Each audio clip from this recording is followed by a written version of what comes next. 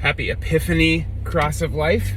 As you can see, I still have the Christmas lights up in our car because it was the 12th day of Christmas yesterday and it is Epiphany today.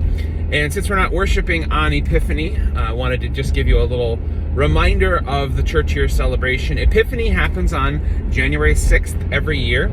It is actually also the date that our Orthodox friends celebrate Christmas, and there's some interesting discussion about what day Christmas should be on. But for better or for worse, we in the Western Church have decided to celebrate Epiphany on January 6th. And a couple things I want you to know about Epiphany. First of all, what's the whole purpose of Epiphany? Like, why do we even do it? The first reason is because now that Jesus has been born, the Son of God on earth, we want to see who he is. Of course we know because the angels have told us, but we want to see it. We want to see the miracles. We want to hear the words that he will speak. And so in the church year, the season of Epiphany focuses heavily on the works and words of Jesus. And we're going to do that as we do every year now in the first part of 2024 by focusing on the Gospels, specifically the Gospel of Luke. One of the other things, though, that Epiphany shows us is that people recognize Jesus as king. You can see that from the account of the wise men, which is the traditional account that is read on Epiphany. But not just that people recognize Jesus as king, but that Gentiles recognize him as king. If you've been coming to Cross of Life for any length of time, you've heard me talk about how the wise men probably came a couple years after Jesus was born, and that they came because they saw a star and because they knew the prophecies that the prophet Daniel, hundreds of years earlier, had let them in on from the scriptures.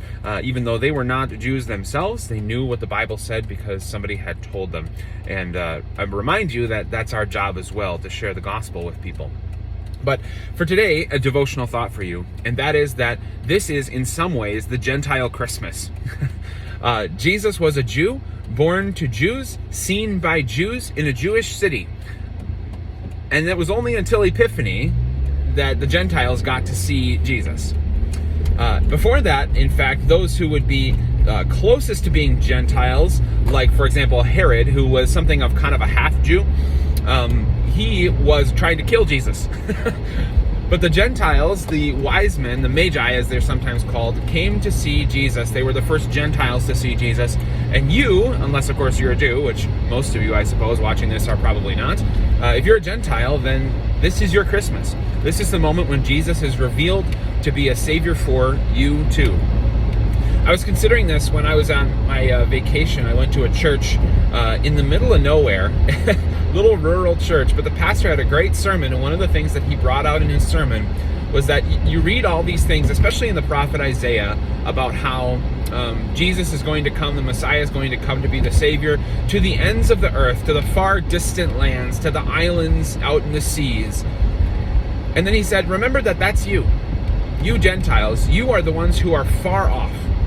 You know, we kind of tend to think in the West, here in North America, that we're sort of the heartland of Christianity, but that's not really the case. Jesus was born in Bethlehem. He died outside of Jerusalem. Those places are the places which are the center of Christianity in some geographic sense. We're the far off land, and yet Jesus chooses to come to us. He chooses to come to the far off lands in word and in sacrament, in your congregation this Sunday, when your pastor stands up and opens a Bible, when he hands you a piece of bread and a drink of wine and says, this is Jesus coming to you, far distant Gentile lands.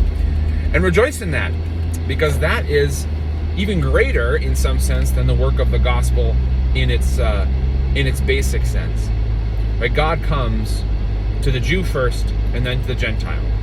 He comes to save his people, Israel, and then brings all people into Israel. He brings us, who are not born into Israel. And so be thankful for the grace that God shows you. That not only did you not deserve his grace by your works, but you also did not deserve his grace by your nationality or biological lineage. And yet he still gives you Jesus. So happy Gentile Christmas. Look forward to worshiping with you tomorrow. We're going to have a great text from Luke chapter 10, one of my favorite texts in the entire Bible. So I look forward to worshiping with you then.